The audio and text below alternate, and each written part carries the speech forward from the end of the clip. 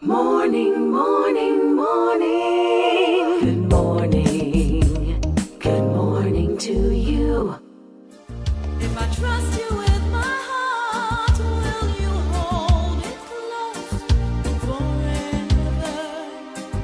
Never. Don't turn away. I don't think I can make someone help me. I want you to stay. I don't know if I'm strong enough to get away. Look into my eyes. Can't believe I'm falling. Seems to me that we belong. Tonight, I just need to hold you in a song. Oh, Lord forgive me. Isn't that really, really cute? Denny's Charles, our relationship expert. Good morning to you, Denny. Good morning, Pearson. I'll It think came about off. forgiving you. It came off. It came off. I'm sorry. Oh, gosh. That was your date night. That was your date night Yes, it on was. Valentine's night. Oh, Yes, it it was was. beautiful. I love the ambiance. Yes, it was. Yes, it was. Kudos to my son for his professional lighting. Yes, it was Well great. done indeed. So you guys had a grand old time. And that's just an Yes, we did. example of what couples can do, to That's keep right. things fresh. That's right. I mean, we can get as creative as we want to. Not everybody may be into dance or music. We're diverse, but certainly find something that the two of you love to do together and do it. It is important to create memories. And whenever we think about a relationship and keeping that relationship alive and fresh, it's really about creating couple memories and doing things that are meaningful, things that you can look back on in the years to come. Because, I mean, my husband and I, we spend so much time reminiscing on our past. Certainly, we would have had challenging times, but we've had wonderful celebratory times, and we continue to create those new moments. And I think that is what adds to the dynamism in our relationship. I Yeah. think what's also important, keeping it interesting, is to be able, as you said, to reflect on those great times because they bring you back center, as opposed to just simply focusing on those negative times which take you off center. And so to be That's able at right. some point to sit around the table or wherever it is and to just revel in those fantastic moments really keeps that light burning brightly. Pearson, when it comes to establishing our relationships and making our relationships stronger, I think we have to become a lot more intentional. A lot of us have been accustomed to just experiencing our relationships on automatic pilot.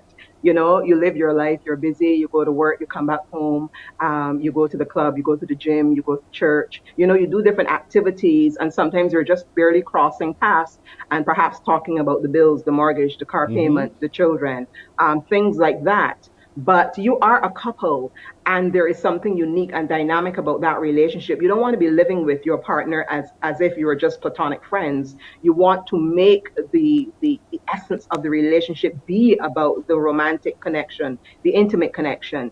And you have to leverage that because life is tough and life does get involved and life happens and things happen to us. Somebody gets ill, you have to take care of your aging parents. There's many things that can happen. So you have to really carve out that couple time and be intentional about it so that you don't allow your relationship to die. And that is something that my husband and I have really committed ourselves to over the years. And it's paying great dividends in terms of our ability to continue to reconnect with each other in new ways. I like the way you said it, to be intentional. Whatever happens, we intend to. And part of it too is, actually, Yes, as you've also said earlier, is to create new memories. Don't just that's revel right. in what you've had before because time is time. But what else are you creating Reinventing yourself. Yes. Yes, yes. So for our Reinventing yourself as an individual as well as reinventing your couple relationship. so Yes, we've got the date night, so we know we can do some more date yes. nights. What else? What other Of advice course. can you give to couples today to just keep it sweet? I think it's important to leverage the whole idea of couple connection.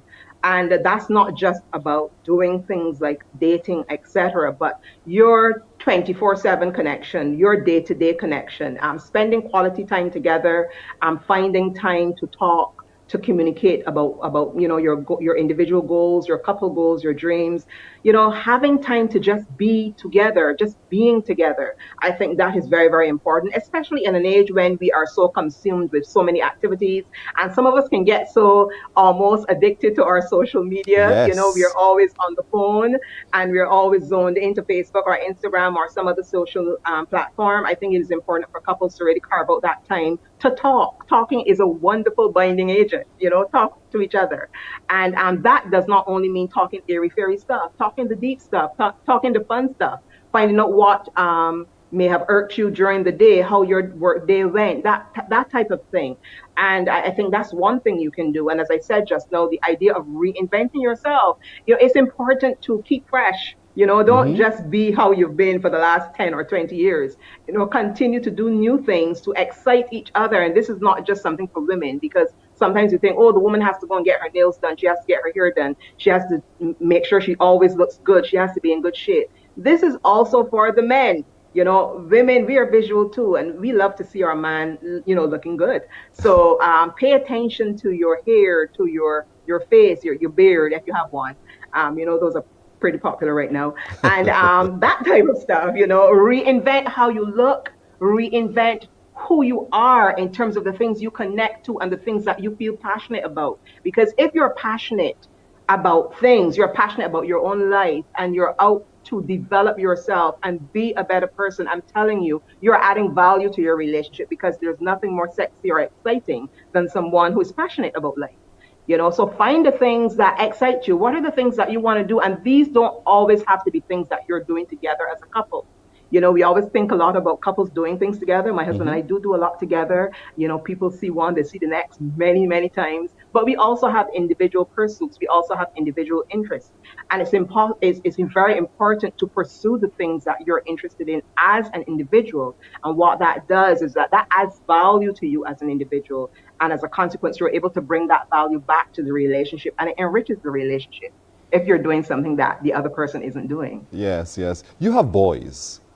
And so they're going to be Yes, watching, men now. men, that's right, men now. And so they're watching what you do and modeling, Yes. hopefully, what you are also doing.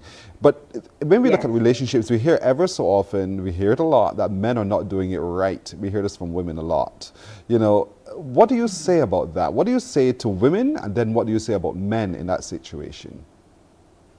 I know that many of our family situations are not the same. Not everybody has a partner living with them. Not everyone is married. Not everyone may have a sense of stability. So there's no cookie cutter approach that we can take to something like this. What I think is important is the idea of modeling for our young men, our young men who are going to grow into older men, modeling for them what is right, what is good, what is proper, what is expected in a relationship. For those boys or young men who may not have it right there in their home, it would be great to have other men in the community. That's why mentorship programs are so important. That's why churches are so important. That is why sports groups, etc., are so important. It's important that the men who are experienced do the right thing. Now, obviously, the issue is that we have certain traditions in our culture where we see perhaps men not doing the right thing, or men having more than one woman and it being a sort of norm for them. And what are we teaching our young boys? So I think it is very important, certainly in our situation, because we've been a family unit, we have been able to model a lot for our sons, and we've seen them reproduce. We've seen them reproduce it in their own relationships. Yes. And take their own relationships very, very, very seriously, and being very respectful to the women in their lives. And that is a plus. I think this is something that should be encouraged. When it can't happen in the home, reach outward to other people. There are some women who do an excellent job. Many women do an excellent job of raising boy children on their own into being fantastic men. Yeah, but respect is also earned and given, because while you're saying to me that men would want to have that respect, I think women also need to be respectful of men. They can say some very harsh things that can really cut to the core. And so what do you say to those women today? Many women speak out